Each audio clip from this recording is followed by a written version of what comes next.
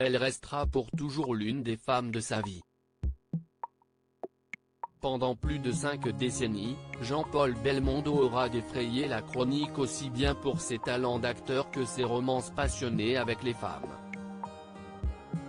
Marié en 1952 à Élodie Constantin, avec qui il aura 3 enfants, le comédien mort lundi 6 septembre à l'âge de 88 ans a également partagé la vie de l'actrice Maria Carlos Sotomayor, épousée Nati avec qui il a eu une fille, vécu une histoire mouvementée et décriée dans la presse avec Barbara Gandolfi avant de faire renaître la flamme avec Maria Carlos Sotomayor, son dernier amour. Toutefois, parmi ces histoires médiatisées, il y en a une, plus discrète, qui a marqué à jamais Jean-Paul Belmondo, celle avec Laura Antonelli.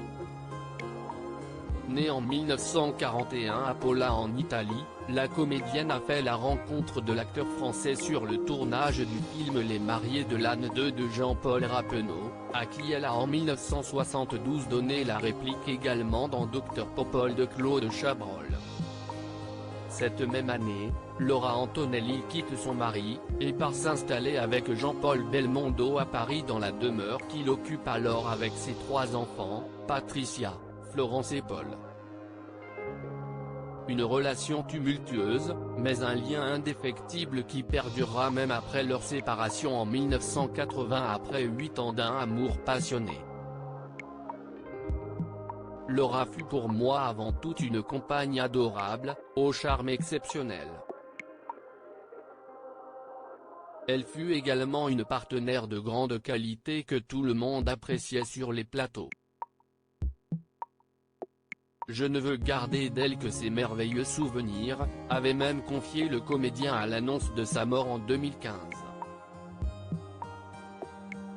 Laura Antonelli et ses démêlés avec la justice repartit vivre en Italie après sa séparation avec Jean-Paul Belmondo. Laura Antonelli écume les plateaux de tournage avant de mettre un terme à sa carrière d'actrice au début des années 1990 alors que les rôles se font pour elle plus rares. Une décision prise notamment après l'échec cuisant de son dernier film, Malicia 2000, suite de Malicia, le film qui la rendit célèbre en 1973, causé notamment par ses démêlés avec la justice. En effet, en 1991, 36 grammes de cocaïne avaient été retrouvés dans sa demeure de Cerveteri, lui valant une condamnation en première instance à 3 ans et 6 mois de prison pour trafic de drogue. Elle sera finalement relaxée en 2000 par la Cour d'appel de Rome.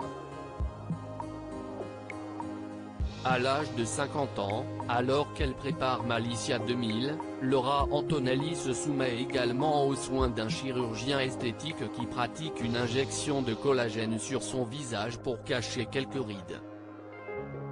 Toutefois, la comédienne ressort sans le résultat escompté, après avoir fait une violente allergie qui lui laisse des séquelles plus ou moins irréversibles.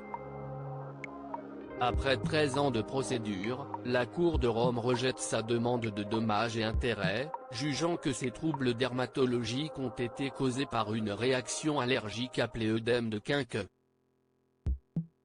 La lenteur de la justice aura notamment raison de la santé mentale de Laura Antonelli, qui obtiendra toutefois un dédommagement de 108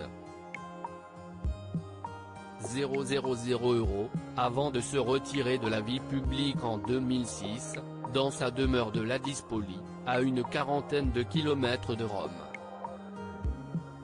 Elle y meurt d'une crise cardiaque le 22 juin 2015 à l'âge de 73 ans.